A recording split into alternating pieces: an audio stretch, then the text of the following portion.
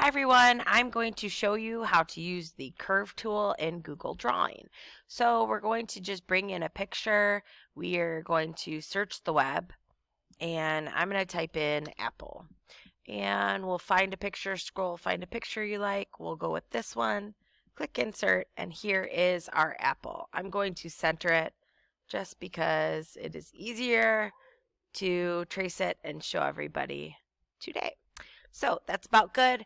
Our curve tool is up here. Here's the line tool. You click this little drop down, select the curve tool. The curve tool is tricky. Every line you make or every click you make moves your line in a different direction. If you double click, it will end your line. If you want to make a shape, you need to have your first click and last click end at the same point. So let me demonstrate. So click, click, click, click, click. So my first click and my last click ended in the same spot. It's made a shape. A shape you can change the color of.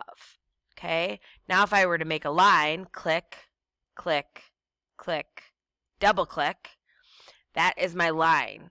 I don't want a fill in there, so I'm going to go up here, change it to transparent, and I've got a singular line.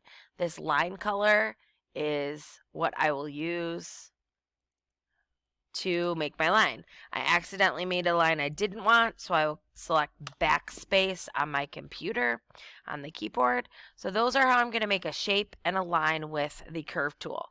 If I want to trace a shape, I'm going to click, and I know this is kind of annoying, click, all my clicks, but click, that will teach you how to use it. Click, click, click, click, click, click, click, click, click, click, click, click, click, click, click. Okay, so I've traced my shape. A couple things. The more clicks you make, the more detailed you can make your shape. If you need your shape bigger, you can zoom in by using this drop down, so I could make my shape bigger or smaller, whatever I need to do to make it easier for myself when I'm using the curve tool. The curve tool you're going to learn by practicing. The more you practice, the easier it will get. I went fairly quickly and did an okay job. I didn't capture all the details, right? I've been using the curve tool a really long time. So like anything, like any sport, like any hobby, like everything, the more you practice, the better you will get. The last thing I'm going to do is click on this select arrow, and I will select the object I just drew. It pulls these bullet boxes around it. I could resize my shape. So if I hold down shift on my keyboard and I'm holding it down the entire time to make my object smaller, or holding down shift on my keyboard, I'm clicking and dragging to make it larger. Holding down shift is important. It makes sure your object does not get squished, so it stays in proportion. The last step I'll need to do whenever I trace any object, I'm going to select the picture I used, click backspace on my computer, and delete it. Now I'm going to move my apple.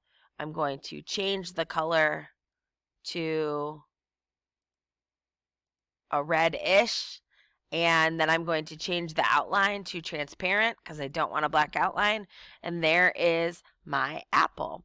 If I wanted my stem to be brown and not red, I would need to draw the shape of the apple and then the shape of the stem, so two different shapes. Have fun using the curve tool.